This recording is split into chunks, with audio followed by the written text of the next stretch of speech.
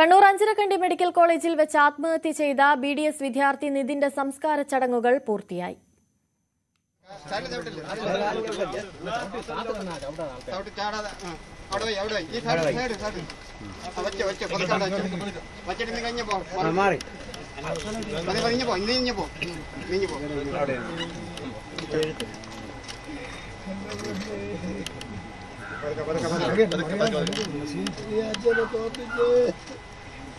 നിതിന്റെ മരണത്തിൽ ദുരൂഹതയുണ്ടെന്നും സസ്പെൻഷനിൽ മാത്രം നടപടികൾ ഒതുക്കാൻ പാടില്ല എന്നും കുടുംബം ആവശ്യപ്പെട്ടു.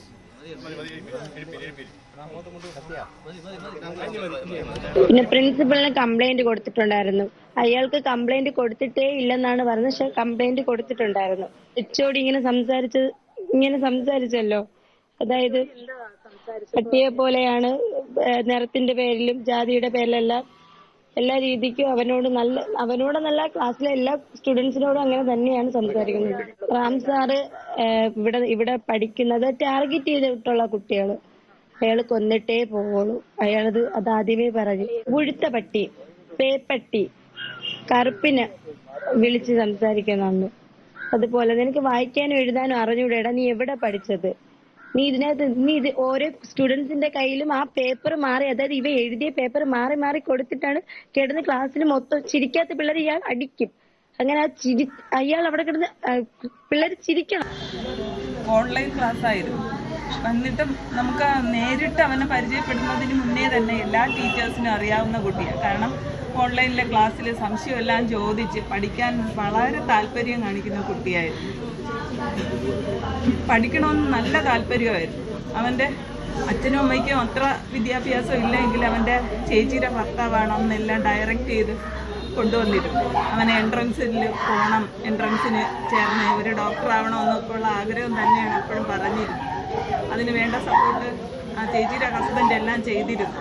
പുള്ളിക്കാരനാണ് മാർക്കിൻ്റെ കാര്യങ്ങളെല്ലാം വന്ന് ചോദിക്കുന്നതും എന്ത് കാര്യത്തിന് വിളിച്ചാലും ഉടനെ ഫോൺ എടുക്കുകയൊക്കെ ചെയ്യും. എന്തെങ്കിലും മനസ്സിലായില്ലെങ്കിൽ അത് കഴിഞ്ഞിട്ട് അവൻ ക്ലാസ് കഴിഞ്ഞതിന് ശേഷം വിളിച്ച് ചോദിക്കുമായിരുന്നു, ടീച്ചറെ എനിക്ക് ഇത്രയും ക്ലിയർ ആയില്ല, ഒന്നുകൂടി എന്ത് ചെയ്യാം, അങ്ങനെയുള്ള കാര്യങ്ങളൊക്കെ ചോദിക്കുന്ന കുട്ടിയായിരുന്നു. അത് കഴിഞ്ഞ് ഓഫ്ലൈനിലേക്ക് വന്നപ്പോഴും അവൻ്റെ ക്ലാസ് ടീച്ചറായിരുന്നു. എനിക്ക് അവനെ കൊണ്ട് ഒരു ബുദ്ധിമുട്ടും ഉണ്ടായിട്ടില്ല. നല്ല കുട്ടിയായിരുന്നു, പഠിക്കാൻ താല്പര്യമുള്ള കുട്ടിയായിരുന്നു. ഇപ്പം അഡ്മിഷൻ കിട്ടിയ 2 തവണ റിപ്പീറ്റ് ചെയ്താണ് കിട്ടിയപ്പോഴവിടെ സർട്ടിഫിക്കറ്റ് വാങ്ങിക്കാൻ വന്നപ്പോഴും അവൻ്റെ സ്വഭാവത്തിൽ യാതൊരു മാറ്റവും ഞാൻ കണ്ടിരുന്നില്ല. നല്ല കുട്ടിയായിട്ടാണ് എനിക്ക് തോന്നിയത്. അതിനിടെ അധ്യാപകരുടെ പീഡനം സംബന്ധിച്ച് നിതിൻ രാജൻ പറയുന്ന ശബ്ദ സന്ദേശം പുറത്തുവന്നു. അധിക്ഷേപത്തെക്കുറിച്ച് സഹപാഠികളോട് പറയുന്ന ശബ്ദരേഖയാണ് പുറത്തുവന്നത്. ഇന്നലെ കുറേ നടന്നിട്ടുണ്ട്. നമ്മള് മറ്റേ ഇതിന്ന് ഇറങ്ങിയല്ലോ, ഞാൻ സ്റ്റാഫ് റൂമിൽ നിന്ന് ഇറങ്ങിയല്ലോ. അതിനുശേഷം എൻ്റെ അടുത്താണ് യു ആർ ഇഡിയറ്റ് എന്ന് പറഞ്ഞു. ഞാൻ സെയിം ടു യു എന്ന് പറഞ്ഞു, ഒത്തുക്കി തന്നെ പറഞ്ഞു. പിന്നെ മറ്റേ കൂട്ടത്തോട് ആക്രമിക്കുന്ന സ്ഥലം ഉണ്ടല്ലോ നമ്മുടെ സ്റ്റാഫ് റൂം, എല്ലാം ഒന്നിനൊന്നിനും വെച്ചോ സ്റ്റാഫ് റൂമിലുള്ള അവിടെ കൊണ്ടിട്ടിട്ട് എന്തൊക്കെയാ പറയാൻ നോക്കി. എൻ്റെ അടുത്ത് പറഞ്ഞ് നീ ഗേറ്റിന് പുറത്തിറങ്ങിയാൽ നിൻ്റെ കൈയും കാലും വിട്ടും, നീ കൈ ഇല്ലാണ്ട് നീ പിന്നെ ജീവിക്കേണ്ടി വരുമോ. ഞാൻ പറഞ്ഞു സാറേ അതൊന്ന് കാണണമെന്ന് പറഞ്ഞു. അപ്പോൾ എല്ലാ സംഗീത മാം എല്ലാം എന്നെ തന്നെ നോക്കിയിരിക്കണം. അപ്പോൾ അജീഷ മാം പറഞ്ഞു നിതിൻ കൂളെന്ന് പറഞ്ഞു. ഇല്ല ഇന്നലത്തോടെ അയാളുടെ വിലയെല്ലാം പോയിട്ടുണ്ട്. എന്നെ കുറേ പേര് വിളിച്ചിട്ട് നിതിനെ നീ ആൺകുട്ടി, കാരണം ഇത്രയും ബോയ്സിനെ എല്ലാവരെയും പച്ചയ്ക്ക് ഇൻസൾട്ട്. എടാ സത്യം പറഞ്ഞാൽ ഞാൻ ഇന്നലെ ഒരു പേരെടുക്കാൻ ഒന്നിനു വേണ്ടിയിട്ടല്ലായിരുന്നു. ഇന്നലെ ശരിക്കും നിങ്ങൾ തന്നെ കണ്ടില്ലേ, ഞാൻ അയാളുടെ ക്ലാസ് ശ്രദ്ധിച്ച് അയാൾ പറയുന്ന കാര്യങ്ങൾ നോക്കിക്കൊണ്ടിരിക്കുകയായിരുന്നു. എന്നെ വെറുതെ എണീപ്പിച്ച് നിർത്തിയിട്ട് അമ്മേനെയും കളിയാക്കി, അമ്മയുടെ സർജറിയെയും കളിയാക്കിയിട്ട് അതിന് ശേഷം പറയണ എൻ്റെ 3 മാർക്ക് കുറച്ചെന്ന പാരൻസിന് പോയി ഇത് കൊടുക്കാൻ, എന്താ സർപ്രൈസായിട്ട് കൊടുത്തേക്കാൻ. അതുപോലെ എന്താ ഇൻസൾട്ട്. ഓക്കെ ഞാൻ ക്ഷമിച്ച്, ഒരു പരിധി വരെ ക്ഷമിച്ചിരുന്നു, അങ്ങറ്റ ക്ഷമിച്ച്. നിങ്ങൾ കണ്ടിട്ടുണ്ടായിരുന്നു ഓരോ കുട്ടികളെയും പേപ്പർ കൊടുത്ത് വായിച്ച് നടന്ന് ചെയ്യിക്കുന്നു. അത് ഓരോ സ്പെല്ലിങ്ങും പറഞ്ഞ് ഫസ്റ്റ് ആയപ്പോൾ ഞാൻ പൊട്ടിത്തെറിച്ചു. ഞാൻ പറഞ്ഞു എനിക്ക് എൻ്റെ ക്ലാസ്സിൽ ഇരിക്കണം. എന്നിട്ട് ഞാൻ അവിടെ പോയിട്ട് പറയുകയും ചെയ്തു, ക്ലാസ്സിൽ 100-99 പേരും തൻ്റെ അടിമയായിരിക്കും. എന്തായാലും അതില്ല, ഞാൻ നിങ്ങൾ ഇങ്ങനെ വിളിച്ചിട്ടുള്ളൂ, ഞാൻ സാറ് ഇന്നലെ വിളിച്ചിട്ടേ അല്ലായിരുന്നു. പൂക്കോട് വെറ്റിനറി കോളേജിൽ റാഗിങ്ങിനിടെ മരിച്ച സിദ്ധാർത്ഥിന്റെ അമ്മയും നിതിന്റെ വീട്ടിലെത്തി.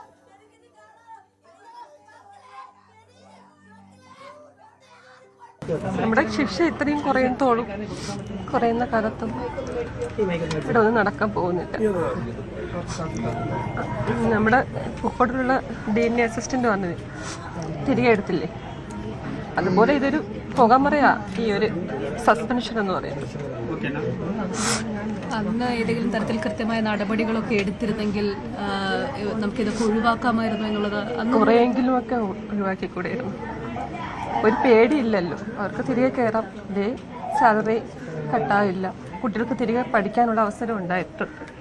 പിന്നെ നമ്മുടെ ഇടപെടൽ കൊണ്ട് മാത്രം, പിന്നെ ഗവർണർ അദ്ദേഹം ഇടപെട്ടത് കൊണ്ട് മാത്രമാണ് ഇപ്പോൾ ആ കുട്ടികൾ പുറത്ത് നിൽക്കുന്നത്. ഞങ്ങളന്ന് കോളേജിൽ പോയ സമയത്ത്, പൂക്കോട് പോയ സമയത്ത് എൻ്റെ അടുത്ത് പറഞ്ഞത് ഇതൊരു സ്വാഭാവിക മരണം എന്നാണ് പറഞ്ഞത്. മണിക്കൂറുകൾ കഴിഞ്ഞാണ് ഞങ്ങൾ ഓരോന്നും അറിഞ്ഞുകൊണ്ടിരുന്നത്. പിന്നെ ഒരു മാസത്തോളം രാവിലെ എണീക്കുമ്പോൾ ഓരോ പുതിയ കാര്യങ്ങൾ അറിഞ്ഞുകൊണ്ടിരുന്നു. ഇതെല്ലാം അവിടെ നടന്നതാണ്. അവൻ ഉപയോഗിച്ച കണ്ണട പോലും, പേഴ്സ്, കണ്ണട, ബെൽറ്റ്, ഇതൊന്നും ഞങ്ങൾ ഇതുവരെയും കിട്ടിയിട്ടില്ല. അതെവിടെയെന്ന് പറയാൻ പോലും ഒരു അധികാരികൾക്കും ഇപ്പോഴും മറുപടിയില്ലാത്ത.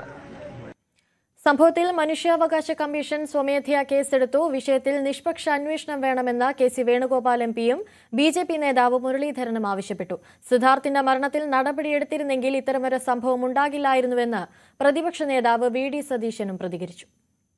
നമുക്കിത് കേരളത്തിലാണ് ഇത് നടക്കുന്നതെന്ന് പോലും നമുക്ക് വിശ്വസിക്കാൻ കഴിയാത്ത തരത്തിലുള്ള കാര്യങ്ങളാണ് നടക്കുന്നത്. ഇപ്പോൾ സിദ്ധാർത്ഥന്റെ വിഷയമുണ്ടായി, അതിനെ തുടർന്ന് ഇതിപ്പോൾ അധ്യാപകർ തന്നെ ഒരു ജാതീയമായ അധിക്ഷേപം നടത്തുകയും ഏറ്റവും മോശമായ വാക്കു പറഞ്ഞൊരു വിദ്യാർത്ഥിയെ അധിക്ഷേപിക്കുകയും അപമാനിക്കുകയും ചെയ്തു. ആ അപമാന ഭാരത്താലാണ് ഈ കുട്ടി ആത്മഹത്യ ചെയ്തതെന്നുള്ളതാണ്. എത്ര വേദനിപ്പിക്കുന്ന ഒരു കാര്യമാണ്. ഒരു കുടുംബത്തിൻ്റെ എല്ലാ സ്വപ്നവും പ്രതീക്ഷയും വീട് പോലും സ്വന്തമായിട്ടില്ലാതെ എല്ലാം കുടുംബത്തിലുള്ളതെല്ലാം നഷ്ടപ്പെടുത്തിയ ഒരു മകനെ പഠിപ്പിച്ചുകൊണ്ടിരുമ്പോൾ ആ മകൻ്റെ ശവശരീരം ഏറ്റുവാങ്ങേണ്ടി വന്ന ഒരു കുടുംബത്തിൻ്റെ ഗതികേടെന്താ? നമ്മളെല്ലാം അപമാന ഭാരത്താൽ തലകുനിച്ച് നിൽക്കണമെന്നാണ് എനിക്ക് തോന്നുന്നത്. സമർത്ഥനായിട്ടുള്ള ഒരു വിദ്യാർത്ഥി പ്രൊഫഷണൽ വിദ്യാഭ്യാസത്തിന് വേണ്ടി പോയ സ്ഥലത്ത് സ്വയം ജീവനൊടുക്കേണ്ടി വന്ന സാഹചര്യം കേരളത്തിന് മുഴുവൻ അപമാനകരമായിട്ടുള്ളൊരു കാര്യമാണ്. കേരളത്തിലെ ഉന്നത വിദ്യാഭ്യാസ രംഗത്തെ സർക്കാർ മേഖലയിലുള്ള വിദ്യാഭ്യാസ സ്ഥാപനങ്ങളിൽ ഇതുപോലെയുള്ള സംഭവങ്ങൾ തുടരെ ഉണ്ടാകുന്നു എന്നുള്ളത് ഗൗരവത്തിലെടുക്കേണ്ട ഒരു കാര്യമാണെന്നാണ് എനിക്ക് തോന്നുന്നത്. ഏതാണ്ട് 2 വർഷം മുമ്പാണ് നമ്മുടെ തൊട്ടടുത്തുള്ള പ്രദേശമായിട്ടുള്ള നെടുമങ്ങാട് സിദ്ധാർത്ഥൻ വെറ്റിനറി കോളേജിൽ ജീവനൊടുക്കേണ്ട ഒരു സാഹചര്യം ഉണ്ടായത്. ഇപ്പോൾ നിതിൻ രാജിൻ്റെ ഈ സംഭവവും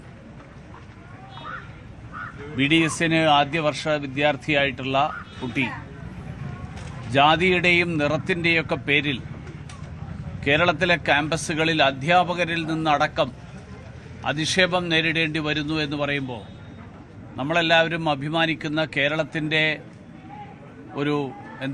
കേരളം പുലർത്തുന്ന നിലവാരം, ആ നിലവാരം എന്നുള്ളതിന് വലിയ കളങ്കമാണ് ഇത്തരത്തിലുള്ള സംഭവങ്ങളിലൂടെ ഉണ്ടാകുന്നത്.